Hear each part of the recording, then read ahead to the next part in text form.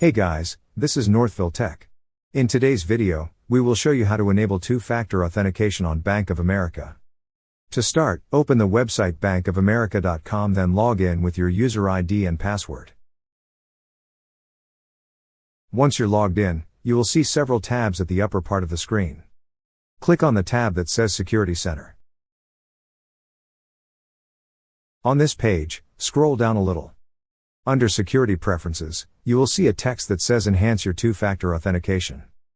Beside it is a drop-down arrow. Click on the drop-down arrow. A drop-down tab will then appear. On the drop-down tab, you will see information about two-factor authentication. You will also see a toggle switch. Click on the toggle switch to turn the two-factor authentication on.